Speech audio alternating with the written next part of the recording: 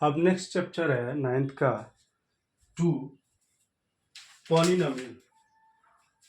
अब इसमें हम देखें पॉलिनोमियल्स, इसमें हम देखते हैं इसमें अभी पहले लेसन के पहले क्वेश्चन में जो बात किया है वो किया है टर्म की एंड डिग्री की, टर्म की एंड डिग्री की, टर्म की एंड डिग्री की।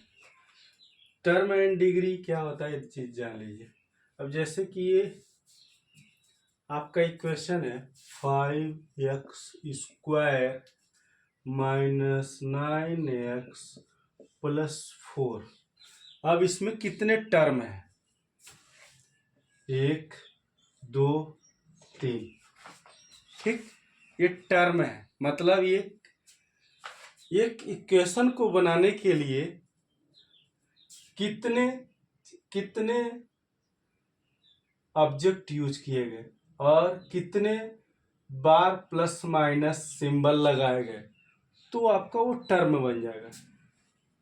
एक प्लस यहाँ, एक माइनस, एक प्लस यहाँ, यानी एक number, 2 number and 3 number. 3 number आपके जुड़ के, मतलब चर एंड अचर राशि मिला करके 3 नंबर जुड़े हैं, तब ये बना आपका एक इक्वेशन रेडी हुआ। यानी जैसे कि 5x² माइनस 9x प्लस 4। अगर इसमें पूछता है कितने टर्म है तो आप सीधे कह देंगे 1 2 3। यानी टर्म कितने हुए? टर्म कितने हुए? 3। 3 कितने हुए? 3 टर्म। अब जैसे कि आप देख सकते हैं, जैसे कि समझ सकते हैं सीधे सीधी बात में। अब इसमें अगर पूछ दिया डिग्री कितने हैं, डिग्री डिग्री कितना है, तो डिग्री, अब कोई क्वेश्चन है आपका, इसमें जो सबसे अधिक पावर रहेगा। अब जैसे मान लीजिए एक है वैल्यू y = 6 माइनस 4, तो इसमें 4 या 4y कर लो, तो इसमें डिग्री सबसे ज़्यादा कितनी है?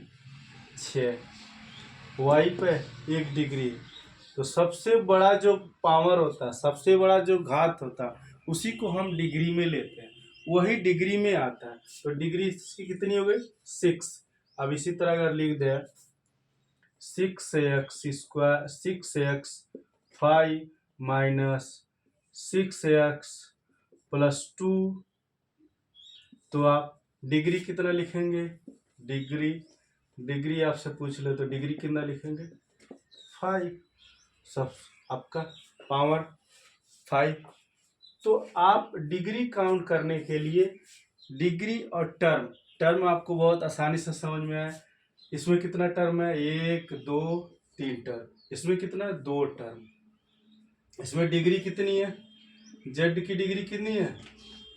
9। इसमें एक्स की डिग्री कितनी है? 2। इसी तरह एक क्वेश्चन में आपका 1 2 3 कितने टर्म का है? 3 टर्म का। इसी तरह एक क्वेश्चन में 1 2 3 कितने टर्म का है? 3 टर्म का। इसी तरह ये क्वेश्चन में कितने टर्म का है? 2 टर्म का। इसी तरह ये है कितने टर्म का? 1 टर्म का। डिग्री इसकी पूछेगा, डिग्री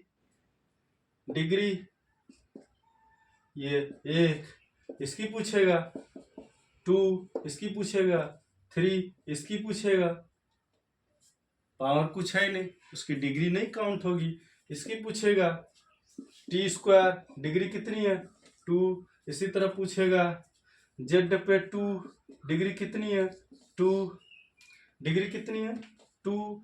इसी तरह आपका पूछेगा, जितने भी आप पावर में लगाएंगे तो पावर आपका जो आपका स्क्वायर चढ़ेगा, चाहे 5 के स्क्वायर हो, चाहे आपका 2 के स्क्वायर हो, ठीक, x² यानी आपका x पे 5 हो, x पे 6 हो, या जेड पे 6 हो, वाई पे 6 हो, टी पे 6 हो, ठीक है, जेड पे 6 हो, जेड पे 5 हो, जिस इक्वेशन में सबसे बड़ा पावर रहेगा, पावर ही उसकी डिग्री काउंट की जाती है। डिग्री का मतलब उसका पावर सबसे बड़ा इस इक्वेशन में किसका है, ठीक है, तो वही काउंट होती है। अब अगर किसी इक्वेशन को अगर उसने दे दिया, किसी इक्वेशन में उसने अगर दे दिया कि आप इस तरह लिखिए 6t³ plus 5t7 plus 3t² plus 4, तो आप इसमें डिग्री पूछेगा तो डिग्री किसकी है। अब इसको सही करेंगे, तो सही करेंगे तब आपको समझ में आए। इसको सही तरीके से लिखिए 5t7 plus 6t³ plus 3t² plus 4। अब इस डिग्री सबसे ज्यादा किसकी है, तो डिग्री में क्या लिखेंगे, डिग्री इक्वल टू 7। टर्म कितने हैं, 1 2 3 4, टर्म कितने हैं,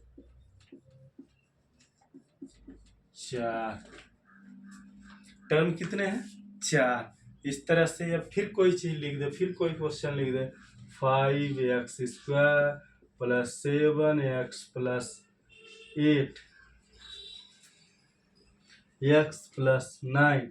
अब इसको क्या करेंगे, पहले इसको तोड़ेंगे, तोड़ने के बाद 5x² प्लस 7 8 15x प्लस 9, कितने टर्म, कितने डिग्री, टर्म कितने हुए 1 2 3, डिग्री कितने हुए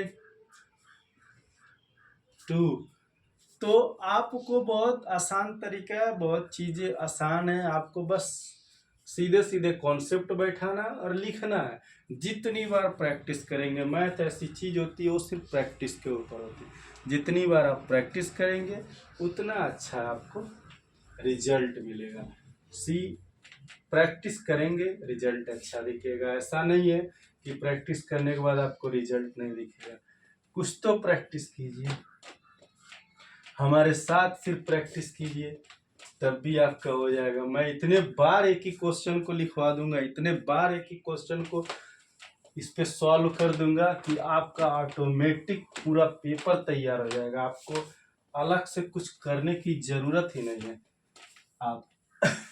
आप सिर्फ मेरे साथ लिखते रहिए, मेरे साथ सिर्फ प्रैक्टिस करते रहिए, सिर्फ सारे क्वेश्चन को प्रैक्टिस कीजिए।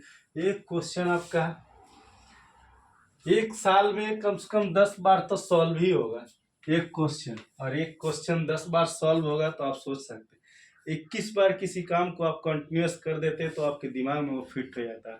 अगर आपको नहीं लगता, अगर कोई चीज नहीं लगता है, जो चीज आपको याद नहीं होता है, आप एक शेड्यूल बना लीजिए 1 2 3 4 5 6 7 8 9 10 11 12 13 14 15